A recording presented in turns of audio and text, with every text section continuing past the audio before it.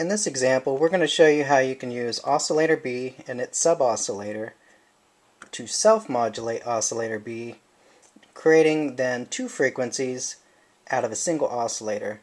What we've got here is we've got oscillator A set to 0 tuning, octave set to 0, CV tracking set to AB, which means it's coming from MIDI.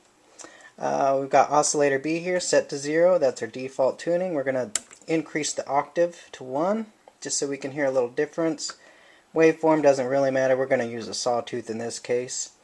And then in the sub-oscillator section, or wave C, we've got the 1/2 division selected. Also in the modulation section, B mod select, we're going to select waveform C, which is going to be this source here. And we're going to vary the B mod amount. In our mixer section, we're just going to turn up level B. Filter we've got set wide open, resonance turned down, no envelope control. So let's go ahead and turn up our volume here. And as you can see, there is oscillator B by itself. As we increase the B mod amount here, we can hear it changing tone, but what's it doing? You can see that this part of the waveform remains at same duration while this other part next to it is actually getting shorter as we vary this amount. So what that's doing is it's alternating pitches, one fast and one slow, due to the waveform of the sub-oscillator. Now if we select 1/4 as our sub-octave and increase the mod amount, we can then see we've got, let's dial this in here, we've got two fast frequencies following two regular frequencies. If we then select the 1/8 division, now you'll notice we've got 4 frequencies that are fast, and on this side you'd see 4 frequencies that are the regular speed.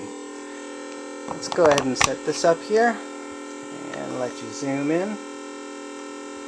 What we're going to do now is we're going to turn back the level of oscillator B. We're going to turn up oscillator A, and there's oscillator B. They're playing in unison, just 1 octave apart. Let's tune those together. So you're hearing 2 oscillators at this point. Now we're going to increase the B mod amount.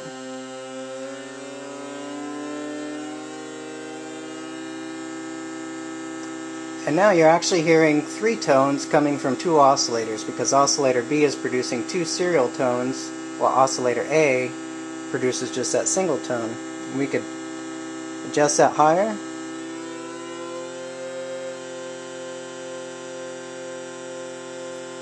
Again, if we turn oscillator A down, there's oscillator B, and even though it sounds like a single tone, you're actually getting 2 tones simultaneously from it.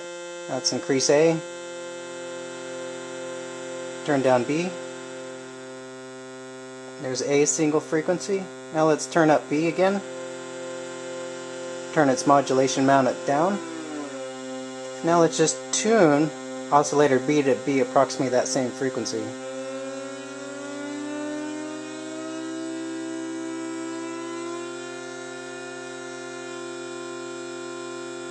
You get a different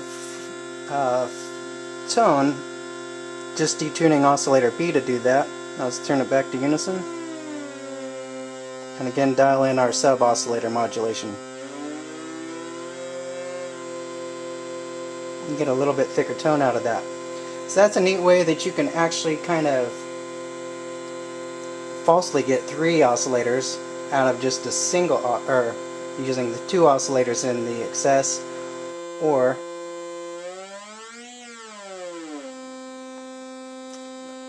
and try playing with the sub-oscillator settings, because there's 2, there's 4, and there's 1/2. And try it on the different waveforms. Let's go ahead and choose the sine wave. And you can see how it's shortening the pulse there on one cycle, while the remaining cycle remains regular. Now if we go high enough, now let's go ahead and we're going to turn that volume down. We're going to turn the filter up to self-resonate. And we're going to use Oscillator B to modify the filter frequency. Now as we sweep that modulation amount for Oscillator B,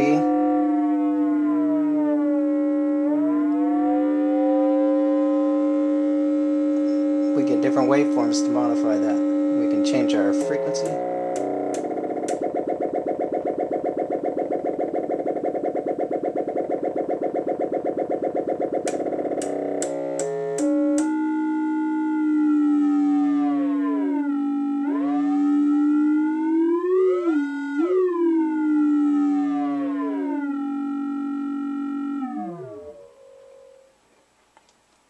So play with that, have fun with it, and enjoy this unique feature that only the XS provides.